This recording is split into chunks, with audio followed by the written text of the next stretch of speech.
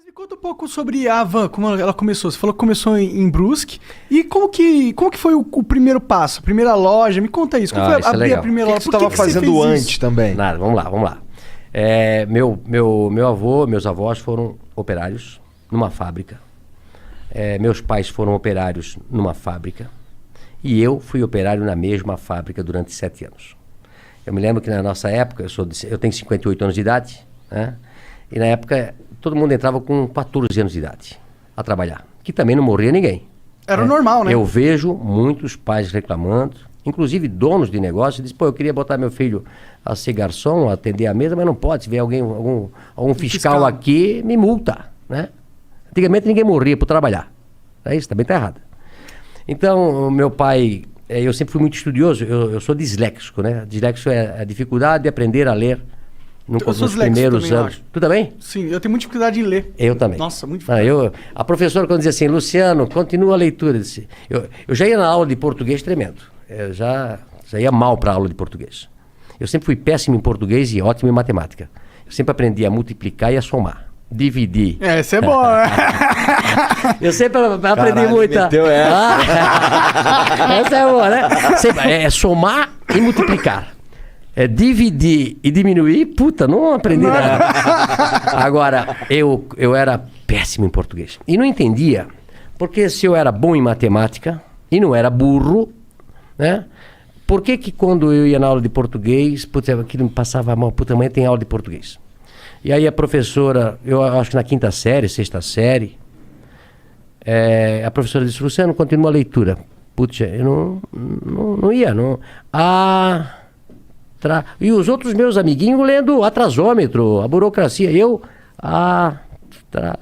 Começava a gaguejar, o pessoal começava a rir. E aí, eu não entendia. Aí eu pensei, o que eu vou fazer? E eu comecei a estudar em casa. Eu comecei a ler gibi na época, né? Livro, tudo que jornal, tudo. Eu vou tentar aprender a ler para eu não passar vergonha na coisa. E isso foi durante até os 12 anos de idade. Então eu sempre falo, né? Eu aprendi a ler só com 12 anos de idade. Imagina se eu tivesse aprendido com 7 anos, né? Esse era o Bill Tava Gates. melhor ainda, né? Tava melhor ainda. Tá com uma carinha então, de assim, quem é disléxico, quem tem filho disléxico, tá? Ele não é burro, ele não é malandro. Ele aprende de maneira diferente, né? Procura como é que eu descobri depois que eu era coisa? Porque eu tive filhos depois na escola com dislexia, né? A gente fez simpósio. A nossa cidade tem colégio, a cultura, que é especializado em quem é disléxico, né? Os Estados Unidos tem escola para disléxico, onde todo mundo é disléxico. Recentemente eu recebi um Tudo audiobook. Não, aprende através do silábico. Entendi. Beabá. Hoje é construtivismo, você aprende a ler a letra inteira. Uhum. Isso é um erro do Brasil aí, tem que mudar essa...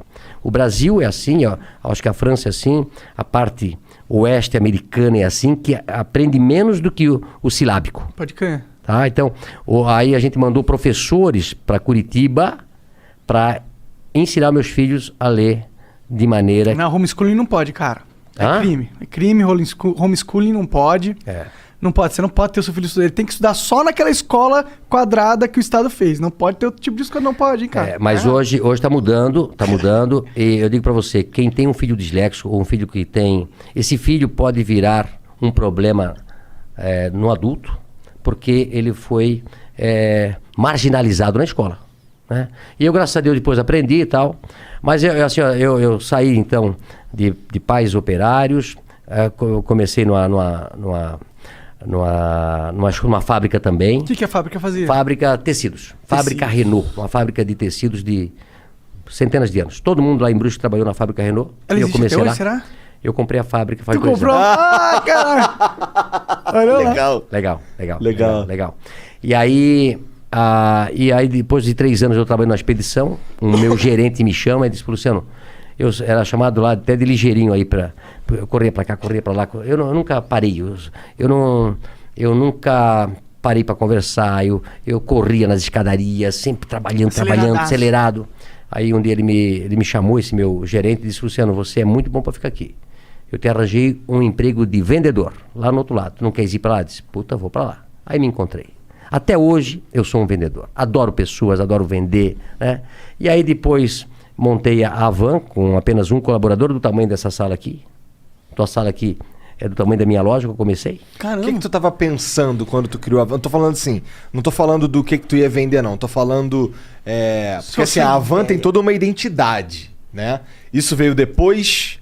Não veio nessa primeira loja? Não, a loja num bairro, né? Aliás, antes de começar a van, como eu fui vendedor, eu passei a vender tudo o que se fabricava na loja, na empresa, que era uma empresa de 5 mil colaboradores, grande. E também o carro da diretoria, a sucata, tudo que tinha na van, era eu que na Renault na época, sim. eu vendia. Até achei, eu tô com um diretor que está lançando um livro na semana que vem, tem 80 e poucos anos, e ele conta no livro uma história que aconteceu. Ele tinha um Galaxy, você lembra do Galaxy? Carro? Um carro, Galaxy.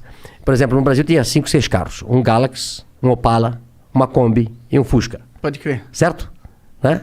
E na época os diretores tinham um Galaxy. Né? E aí quando ele comprou um outro Galaxy, sobrou um Galaxy lá para vender. E quem chamaram? O Luciano para vender o Galaxy. Né?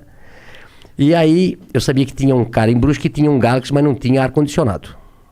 Eu disse, eu vou ganhar 2 vezes aqui. Né? Eu disse pro dono do cara, vamos vender o ar-condicionado, que vale uma fortuna, e depois nós vendemos o Galaxy. Né? E fizemos isso. Arranjei, vendi pro... E o cara era bem gordo, Telmo Rosinski, que eu nunca me esqueço, lá de Brusque, bem gordo. Então, eu vendi o ar-condicionado, tirei o ar-condicionado, vendi o ar-condicionado quase com o preço do Galaxy, e depois vendi o Galaxy. Foi um sucesso. Né? Até hoje eu não esqueço disso. Né? Então, assim, depois disso, eu montei primeiro uma tecelagem de toalha, em 1984, com 22 anos de idade. Da hora. 22 anos de idade. E depois eu montei a van. Por que você tinha esse negócio de montar empresa? Porque seu pai e sua mãe, eles eram operários. Eles tinham alguma coisa de montar empresa, né? Dentro deles? Não, e meu pai dizia assim, Luciano, eu começava das 7 da manhã às 5 da tarde. E meu pai trabalhava das 5, 1h30.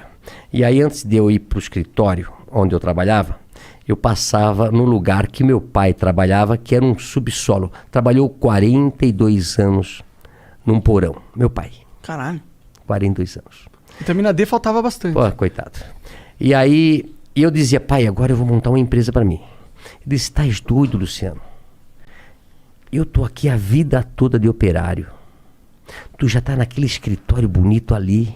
Fica ali, o emprego teu é bom. Olha só, pai. O pai passou a vida toda aqui. Eu disse, não, pai, eu vou montar um negócio para mim. Mas da onde você tinha isso? Por que você queria montar? Você tinha eu acho que feeling... como é que vocês montaram esse negócio aqui? Eu vi os gringos fazendo. É igual, né? Conhecimento. Eu digo que o conhecimento vale mais do que um diploma.